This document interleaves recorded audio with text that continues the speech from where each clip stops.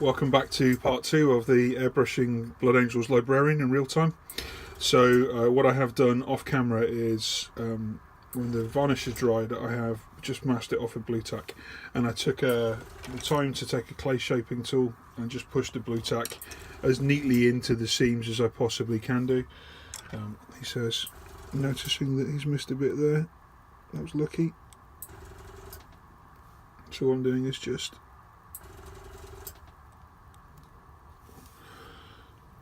pressing the blue tack in with the shaping tool so it's ready for us to actually airbrush.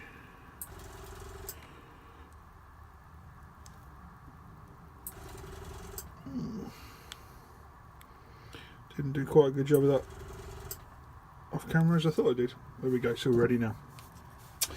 So we're going to do the same process that we did with the red. Now we're going to do the blue elements of the armour. And we're going to start with dark sea blue, which is that really lovely desaturated blue. Now dark sea blue is two things. Number one, very desaturated, and number two, metallic. Not metallic, magnetic. So if you are planning on airbrushing over the top of magnets, do not use dark sea blue, because it fizzes and boils like the tempests of hell when you put it on there. So you can see just popping it down on the paper there, it's a very dark desaturated colour. We're going to use this to base back in the marine. So first off, we're going to start spraying it. We can see it's the pressure's a bit too low, but there we've got a nice coverage on our hand. Look, now I've tweaked the pressure. So we're ready, and we're going to start and just work our way around the marine. Quite slapdashly at this point, to be honest. It is the base colour.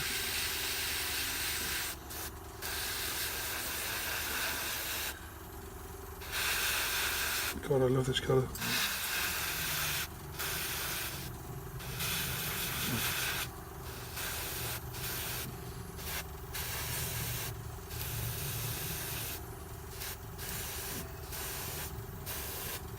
Short, sharp bursts of the airbrush.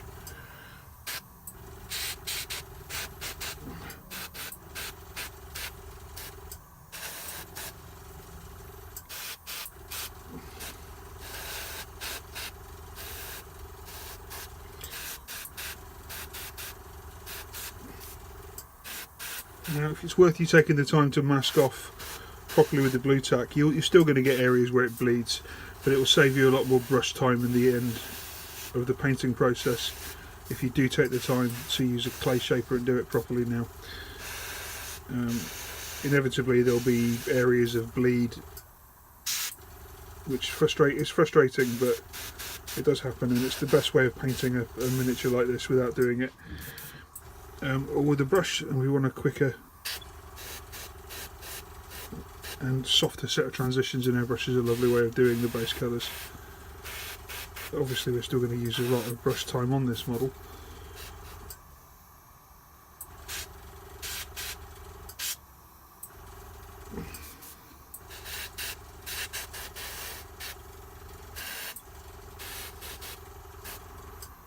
It's got lots of robes and details on as well, so I might have to mask again and use a yellow. Actually no, I won't. I'll use a brush for that. It's anything else to mask that much.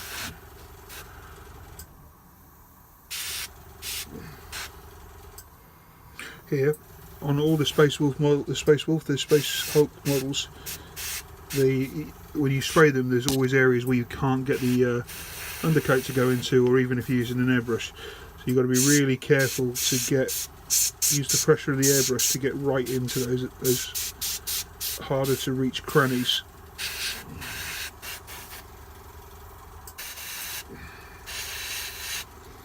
Not forgetting the banner poles, which I nearly did forget.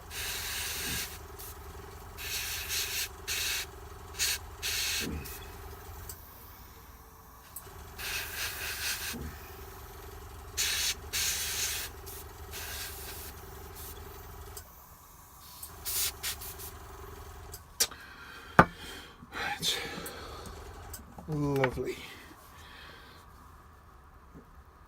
So we've got what looks like a black miniature again, but if I bring it into the light you'll see that it's actually a very, very dark desaturated grey blue. Looking nice. I'm just going to put a little bit more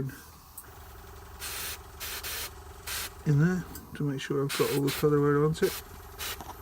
Before you move on to your next colour, take the time to just check.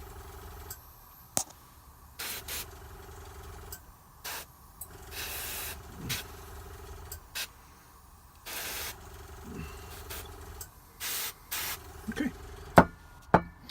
Now, I'm not going to flush these colours in between, I don't need to, because this is the only blue. So I'm going to roll straight into Vallejo Game Air Imperial Blue. And this is going to be our layer colour. Hopefully if I can get all the crap out of it. Ugh. That one, leak 2, there we go. Now even though that's a game colour, and in theory a game air colour, and in theory you can use it straight out of the pot, I never ever do. I'm going to just put a little bit of thinners into there just to help that flow a bit better, and that's a clay shaper, not a brush. Smooth.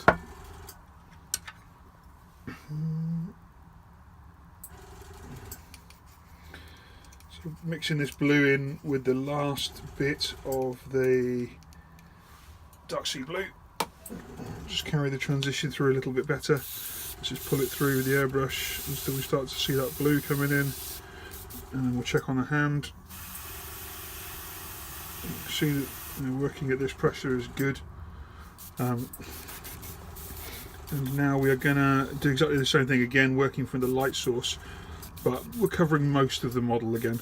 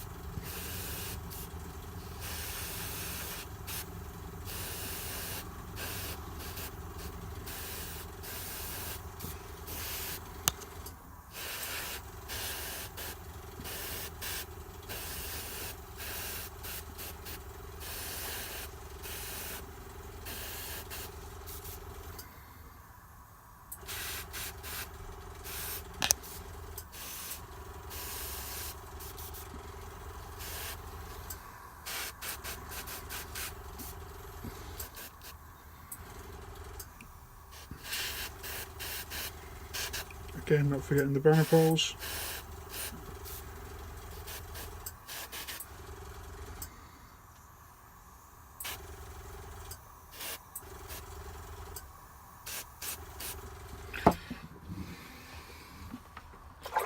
And I'm going to flush that because it's a very dark blue. It's lovely. It's very, very dark. And for an air colour, it's got a really good pigment on it. I can tell you that because I'm breathing it in right now. I'll just taste it and feel that one.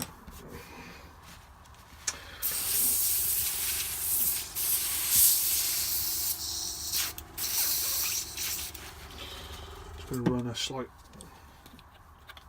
splash of airbrush cleaner through this just to make sure it is clean through. That is a very strong pigment.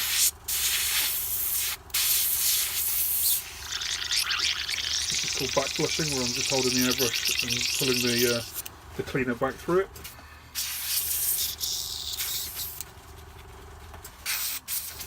Okay, we're set and ready. Let's bring him up into the light and have a look at him when he's drying. Okay.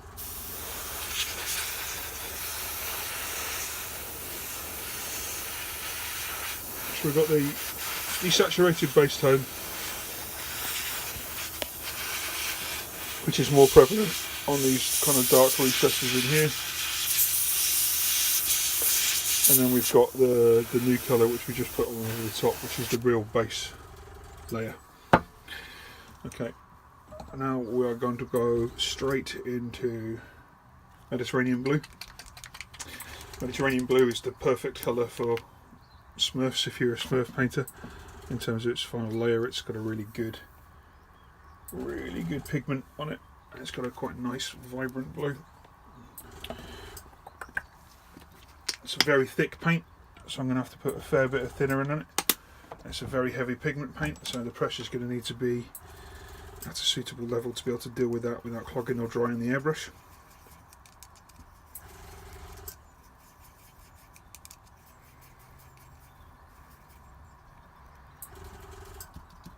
Okay. Now, this is difficult because this, as you can see on the border on my hand, is a much lighter colour. Yep, much lighter colour. It's very thin now. And what I'm going to do is start to use it as a transitional filter first. So I'm going to come in from the direction of light.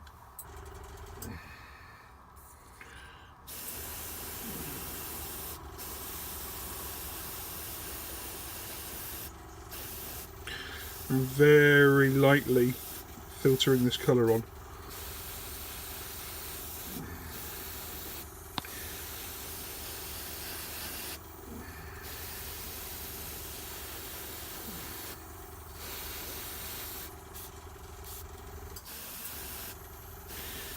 At this stage, all I want to do is map in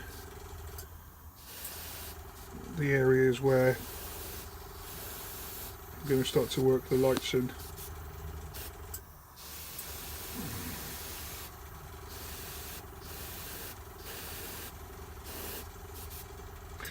Okay.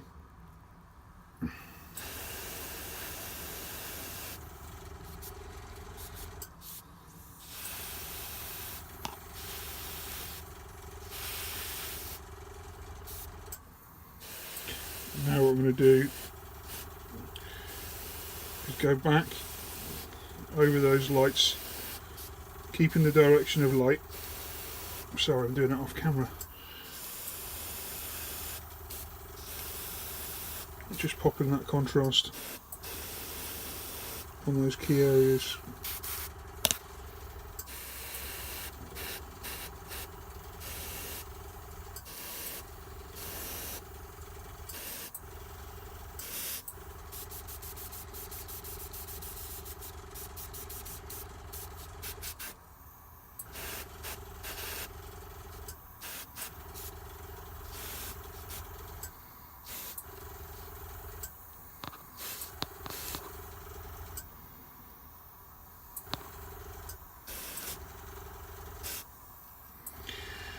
Okay.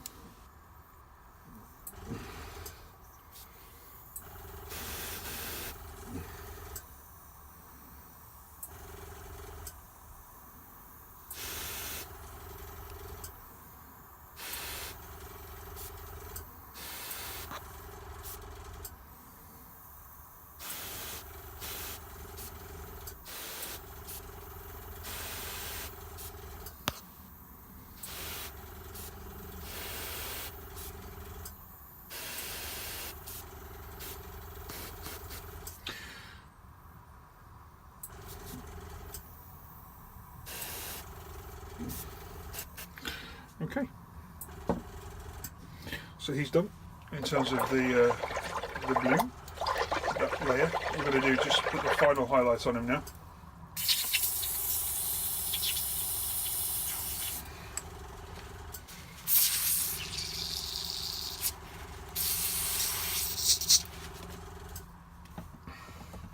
Which is going to be with this game colour turquoise. It's basically just ice blue.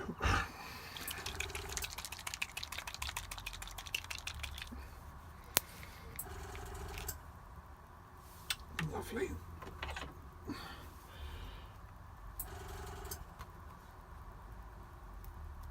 Always nice when you're using a colour for the first time.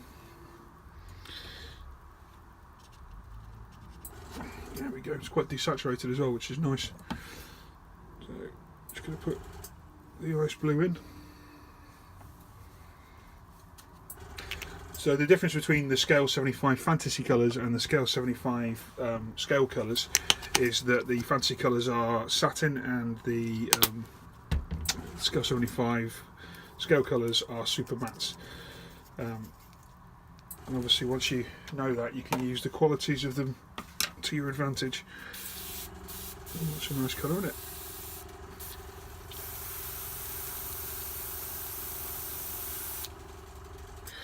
First time every time. It's almost like I know what I'm doing. Alright, and now I'm going to just pick out from the directional light point the most stark lights. Here we go.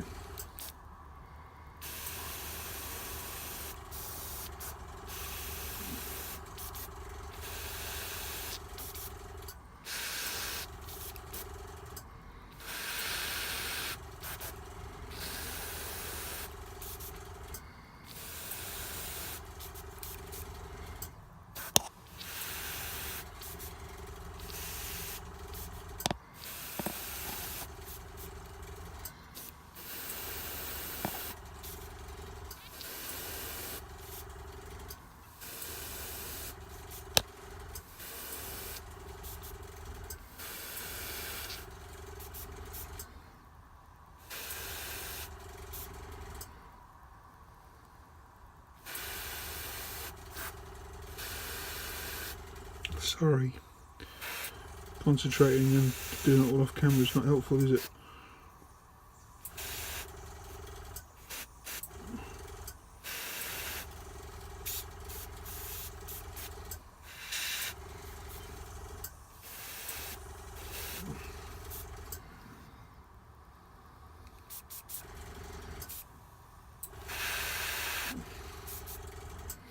Now what I'm actually doing is looking for points of contrast, so looking at points that I can spot the colours on to just accentuate any obvious contrast later, because on a miniature like this we want to be able to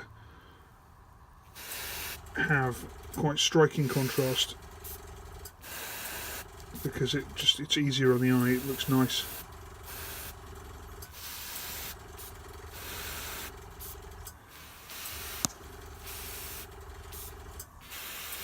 So what I'm doing here is just building up a couple of layers of the blue.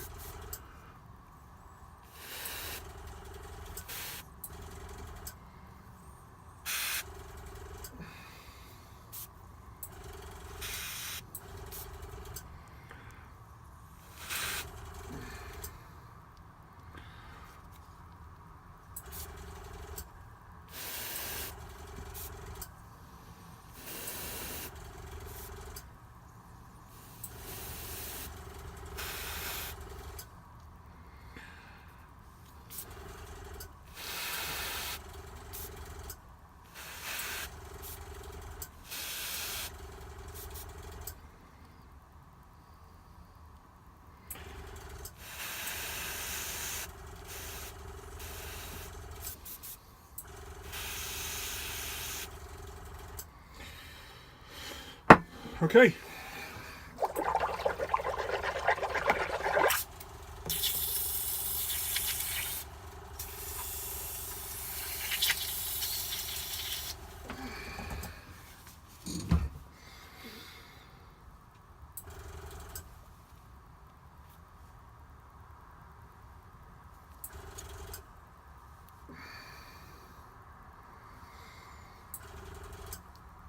It's strong.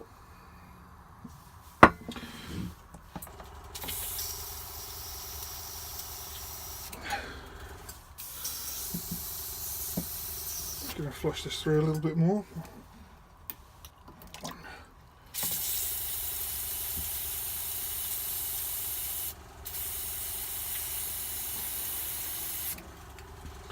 Oops.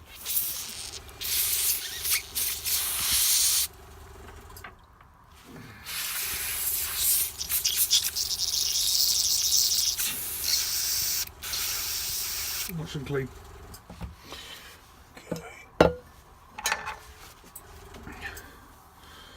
go around this and make sure it's dry first.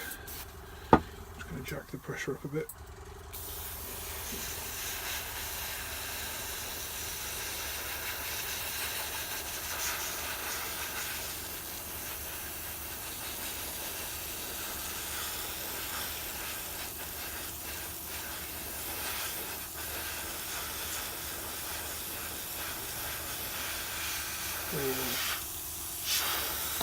Nice, that is.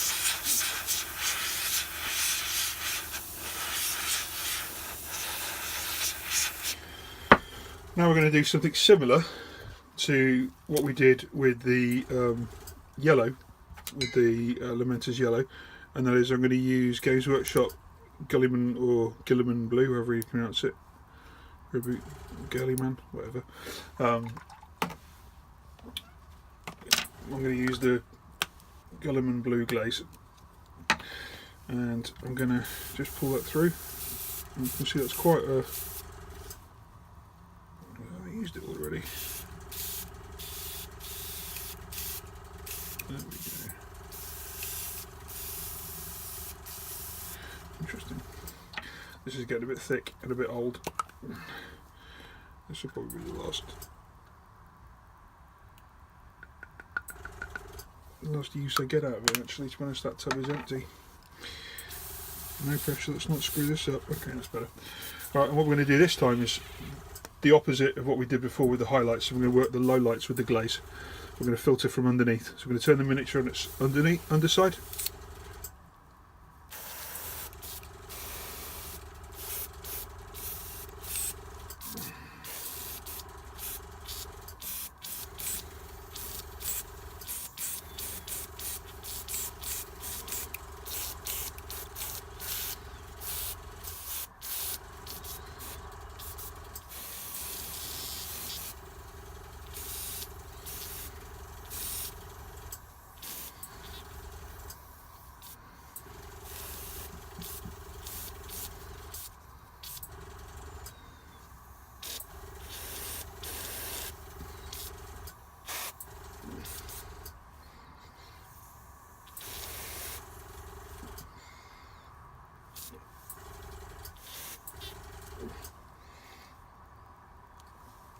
Lovely. That's sufficient for me.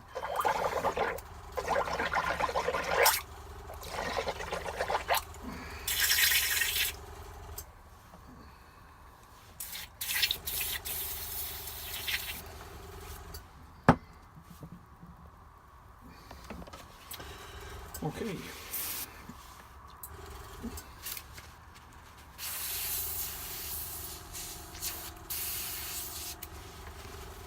So that's all the colours laid, and then the negative glaze laid for adding onto the shadows.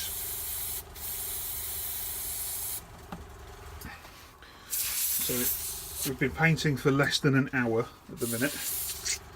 We are coming up on about 10 minutes off an hour, which isn't bad going really. Actually, it's about 5 minutes off an hour now. And obviously if you were painting Terminators, you could have got the base reds done on probably 4 or 5 at this point if you were batch painting. Just put paint on my work desk. So those of you who have watched all these videos before and seen the first part of this, you'll know that once you've laid a colour down, we dry it off and we colour it with a matte varnish. We cover it with a matte varnish just to protect the work that we've done. Airbrushing is thin.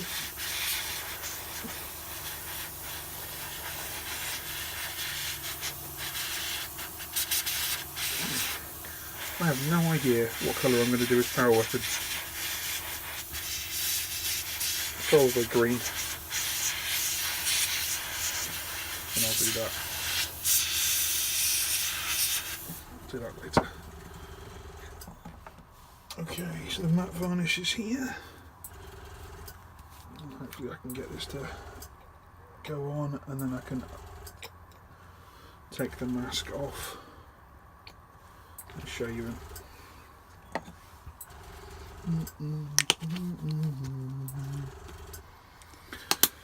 Just flooding the matte varnish with a lot of thinner, so we want a nice thin varnish to go through the airbrush. Doesn't matter if it picks up some of the last colours, there's only the faintest amounts.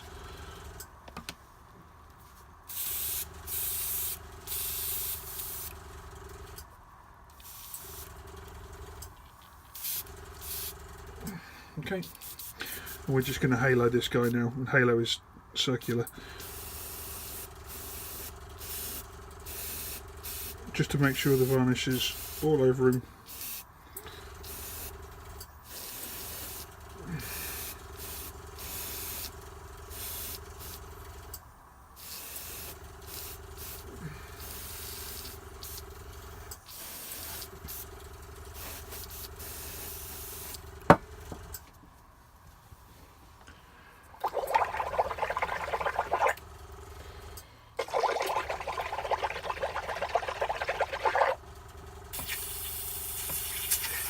As before, we're going to want to get that varnish out, so I'm just going to put some cleaning fluid through,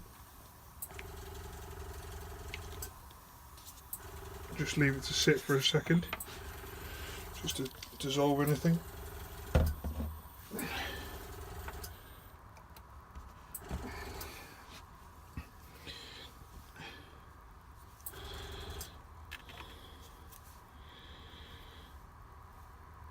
Obviously still shiny, all dry matte.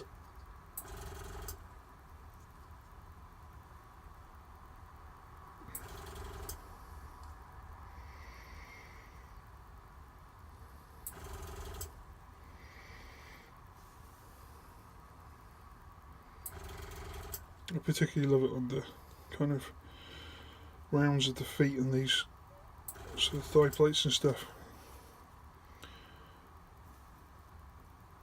So you can probably make it out on the camera without washing it out. There's a really nice fade. Okay, so just going to bat through that cleaner. When spraying the cleaner, I always spray it into a tissue, because cleaner's properly manky stuff. You don't want to be breathing that in.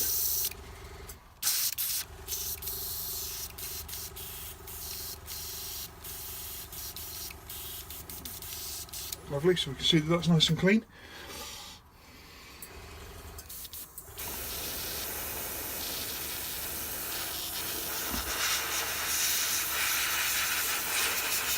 Just dried them off.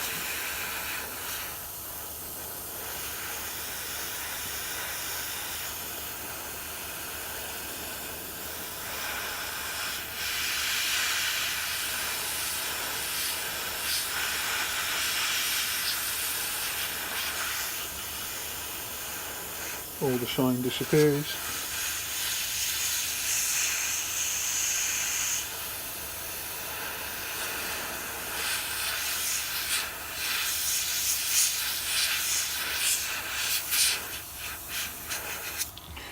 Okay. I'm going to turn the compressor off now.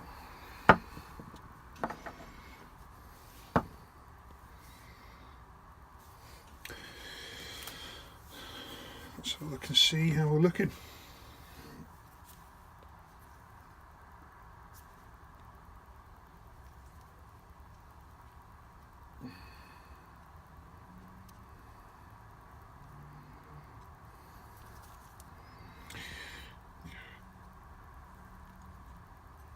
Taking off blue tack is always such a pain in the ass.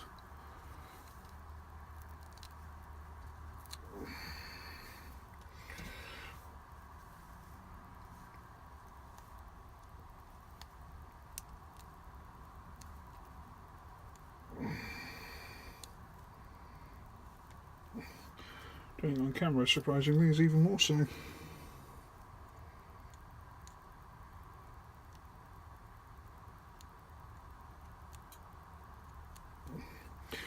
sure you get all those fiddly bits.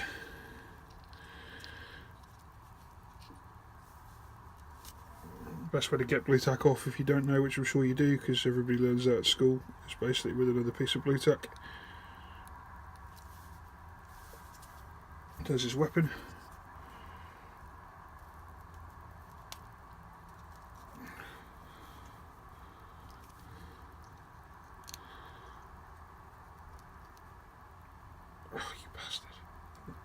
didn't let the varnish dry on the shield enough, so I have just taken the colour off the shield a bit, which is a pain in the arse. It's a real pain in the arse actually. It's just me trying to do this on camera. I'll have to touch that with a brush. Never mind, shit happens.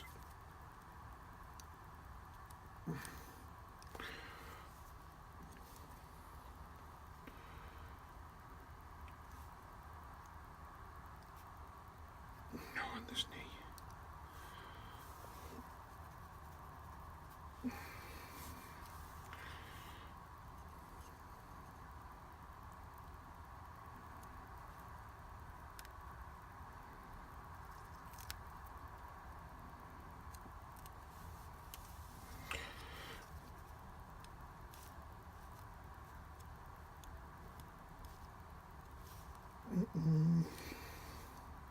That was a satisfying pop for that last little bit that came off then.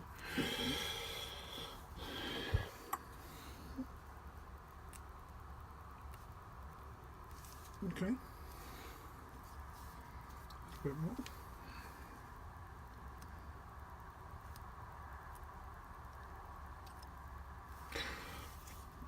And we just got the knee.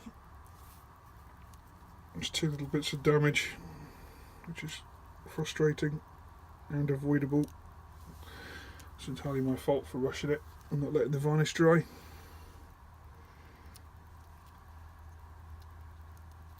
But to be human is to be impatient. I'll touch those bits in with some stuff off camera and tidy them up a bit. Okay, so here we see base colours done, ready for the brushwork to begin. Okay, so don't worry about the knee and the shoulder, I'll do that off cam right now because it will drive me insane if I don't. And you just touch up with the darker base colours any areas that the masking failed to effectively protect, and that is, or separate, and that is always going to happen. So in the next video we'll come back and I'll touch this up and you can see where we're at that point. Thank you very much for watching. Leave any comments or any requests in the comments section. I really enjoy reading them. Thanks a lot. Bye.